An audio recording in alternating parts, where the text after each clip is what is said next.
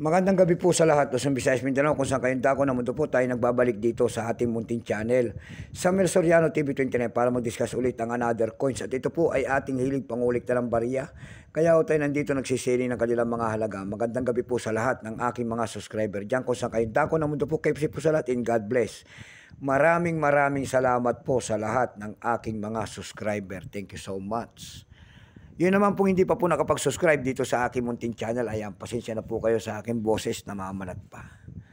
Ayan, yun naman po hindi pa po nakapag-subscribe dito sa aking munting channel. Ayan, anyayahan ko sana kayo, malaking tulong na po kasi ang inyong gagawin.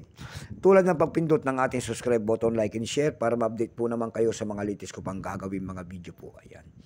Magandang gabi po sa lahat. Mayroon naman tayong pag-uusapang barya. Ayan.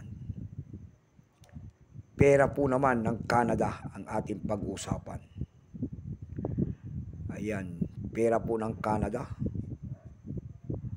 Year 1989. Ayan po, 1 cent po. Pera po ng Canada. Bago tayo magsimula sa ating talakayan, kilalanin mo muna natin siya. Issue po, Canada po.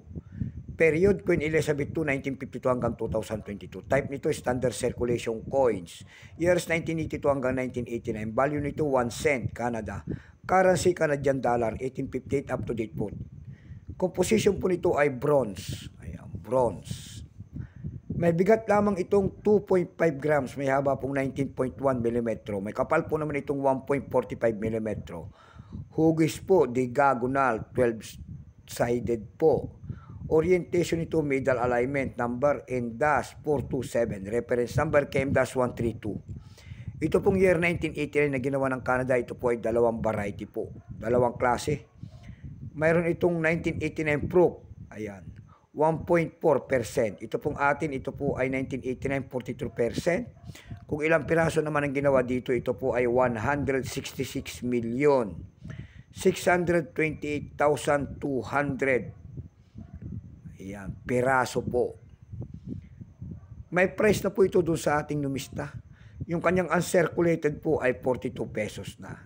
Dumako naman tayo sa kanyang presyo po. Ayan. Doon sa ating ebit.com, mayroon naman tayo nakita doon na $4.99. Mayroon naman tayo nakita doon na $4.91. Dako naman tayo sa Carousel PH. Sa Carousel PH, nakakita ko tayo nagbebenta doon ng 220 pesos. Nasundan ito ng 120 pesos. Yung pinakamalit po, ang bintahan doon ay 100 pesos. Ayan lamang po ang aking may babahaging kanyang presyo, sagad na. So hanggang dito na lamang po, Luzon, Visayas, Mindanao, kung saan kayong dako ng mundo po, keep safe po sa lahat, and God bless.